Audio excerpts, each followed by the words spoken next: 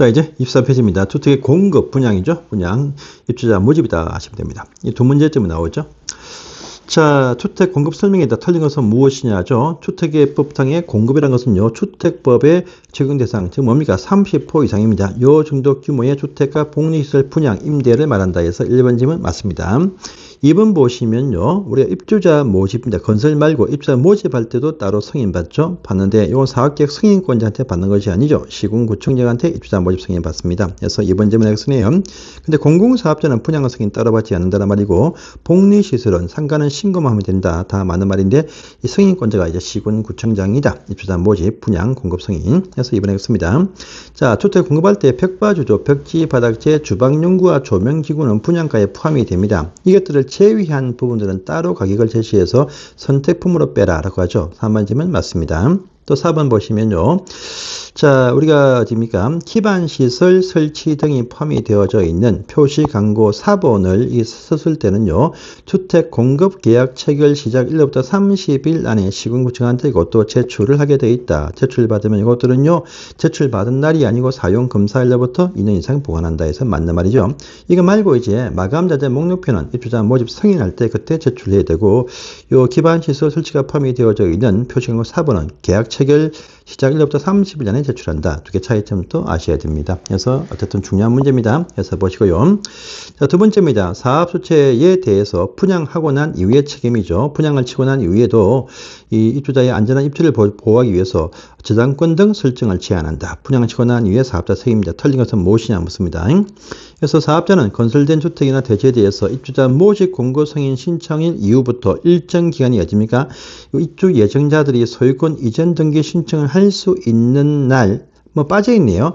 이후 60일이 빠져 있네. 요 기간 동안에 동의 없이 저당권 등 설정이나 처분할 수 없다. 나와야 되겠죠. 1번 X입니다. 그래서 보시면 되고, 이때 소유권 이전 등의 신청이 가능한 날이 무엇이냐 하면 사전 통보해준 입주 가능일 말하고, 실제는요, 잔금 지급 날짜다. 이렇게 아시면 된다 했습니다. 3번 봅니다. 그런데 그에도 불구하고도 우리 중도금 담보대출 딱 떠네요. 3번에 중도금 담보대출. 구입자가 말한 일부 융자 설정을 위한 목적으로 요 금지 등기, 부기 등기 지우고 타 등기 설정을 할 수 있다고 합니다. 그래서 3번 좀 맞죠.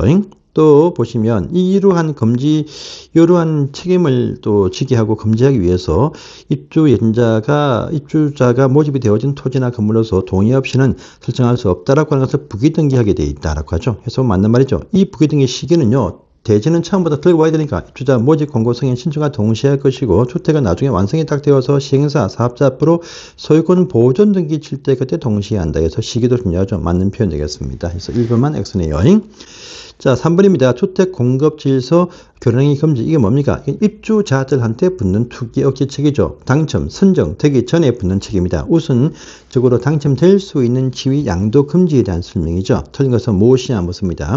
누구든지 주택법상의 주택에 대해서 공급받게 하는 지위 등을 양도할 수 없다 해서 맞는 말이죠. 또 요 정서 지위에는요, 주택 상환사채도 포함된다. 맞죠? 상환사채뿐 아니고 이제 입주자 저축 정서라든지 주택 조합원의 지위, 즉 지역과 직장 조합원의 지위 이거 하고, 그다음에 시군구청 발행 무거나 철거 증명서라든지 또 이주 대책자 지위 등이 포함됩니다. 그래서 또 양도 양수에는 모든 매매, 청약, 기타 권리 모두가 다 포함된다. 맞습니다. 단 상속과 저당은 허용된다. 제외다. 라는 부분도 아셔야 되고요. 그 다음에 만약에 팔아먹었다 확인 딱 되었습니다. 걸렸습니다. 그러면요, 해당 금액을 지급을 해버리고 사업자가 그 주택을 소유권을 다시 뺏어간다 해서 3번 점은 맞습니다. 맞고요. 그 다음에 이 지위를 다 무효 처리할 수 있죠. 했으면 맞습니다. 해서 맞네요. 자, 5번 보니까 이렇게 위반을 한 자에 대해서는 이것뿐 아니고 적발되어진 날부터 5년 아니죠. 10년까지 새 아파트 입주 자격을 제한을 한다고 합니다. 그래서 5번 질문 틀렸다. 이렇게 또 가야 됩니다.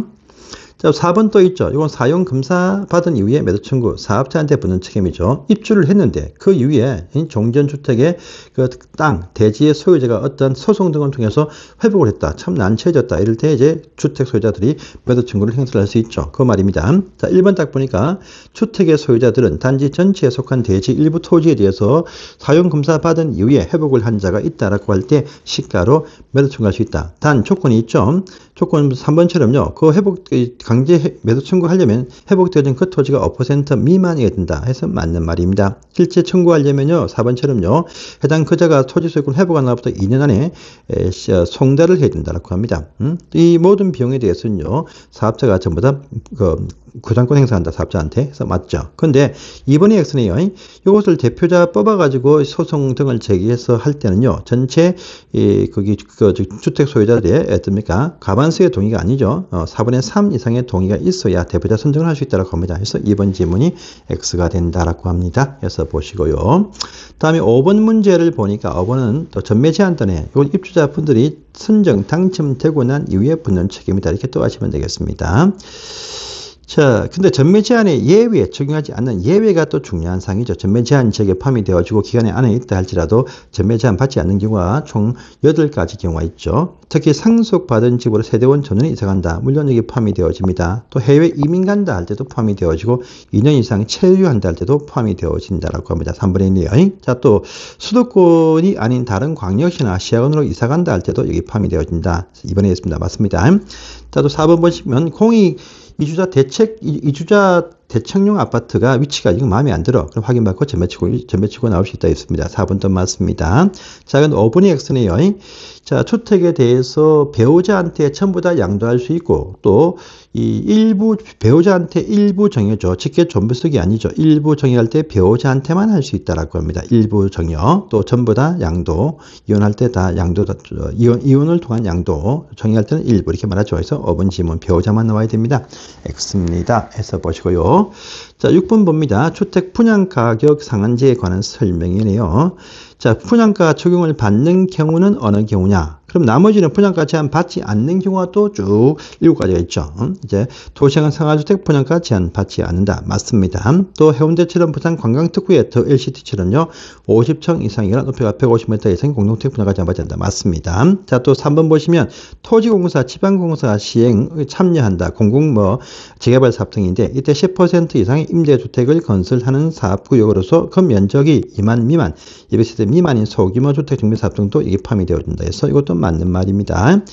자, 공공재개발 사업은 포함이 되어집니다. 근데 공공재건축은 포함이 안 되네요. 그래서 주거환경 개선 사업하고 공공재개발 사업은 포함이 되어져도 공공재건축은 분양가 상한제 적용을 받습니다. 그래서 이제 4번 질문이 X고 5번처럼 혁신지구 재생사업도 이게 포함이 되어지고 도심 공공주택 복합사업도 여기에 포함이 되어집니다. 그래서 4번 공공재건축은 빼야 됩니다. 그래서 이제 X가 된다. 이렇게 하시면 되겠습니다.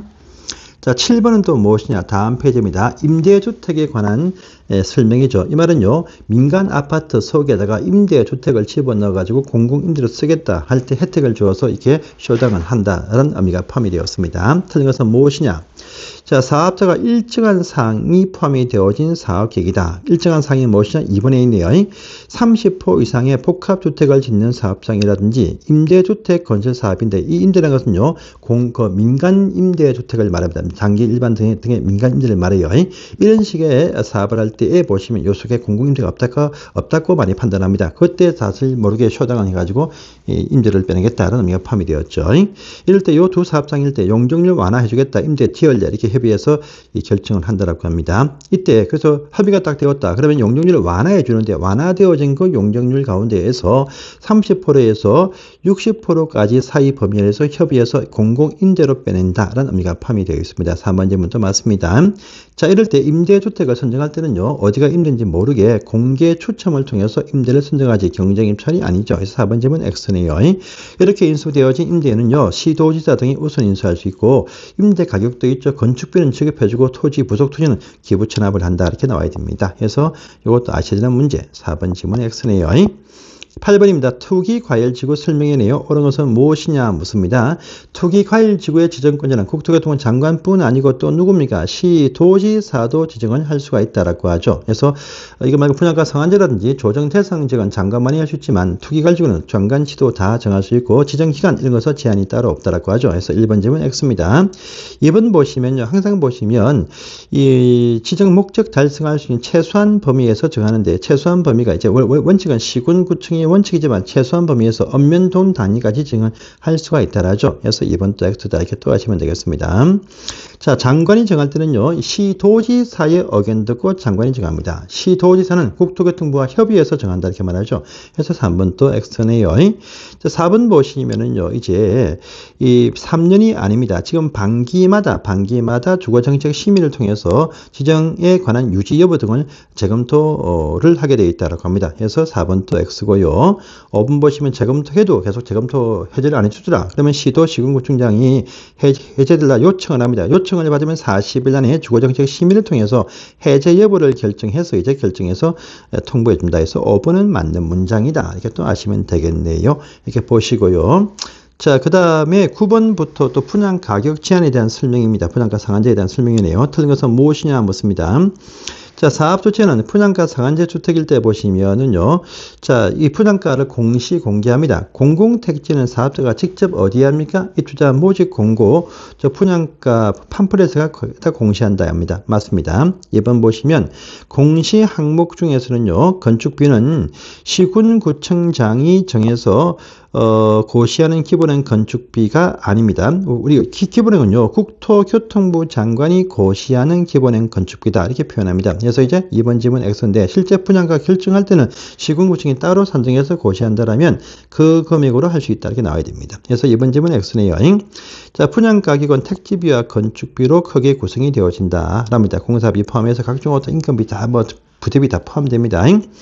자, 분양가, 어딥니까? 분양가 상한제 주택은요, 수도권, 이래도 모든 공동택이 분양가 상한제 걸린 것은 아니다. 맞는 말이죠. 분양가 상한제 공공택지이거나 또 민간택지일 때는 분양가 상한제 제한 대상 책임을 공고했을 때만 분양가 제한이 있더라죠. 그래서 4번 질문 당연히 맞습니다.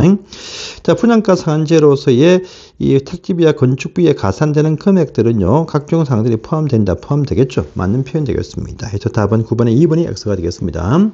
자, 그 다음에 분양가 심사위원회 10번 설명입니다. 틀린 것은 무엇이냐고 묻네요. 자, 분양가 심사위원회 심의를 위해서 이제 분양가 심사위원회 설치합니다. 누가 합니까? 시군구청이 설치한 데 했었죠. 이때 보시면 입주자 모집 승인 신청이 아니라 했었죠. 사업계획 승인 신청이 있는 날로부터 20일 안에 분양가 심사위원회 시군구청에서 설치 운영한다. 겁니다. 그래서 1번 질문 바로 X입니다. 자, 그런데 사업자가 누구냐? 공공사업자, 국지토지 공공사업자는요, 따로 이 위원회에 설치하지 시군구청의 감독을 받지 않습니다. 그래서 맞는 표현 되겠습니다. 자, 시군구청장은 입주자 모집 승인할 때 분양가 심사위원회 결과에 따라서 승인 여부를 결정한다 해서 또 맞는 말입니다. 해서 보시면 되겠고요. 이 분양가 심사위원회 소집할 때 개최일 2일 전까지 알려준다는 말도 있습니다. 맞고 5번 또 맞는데 신경 쓸 필요는 없는 지문입니다. 1번과 2번, 3번만 잘 보시면 되겠습니다.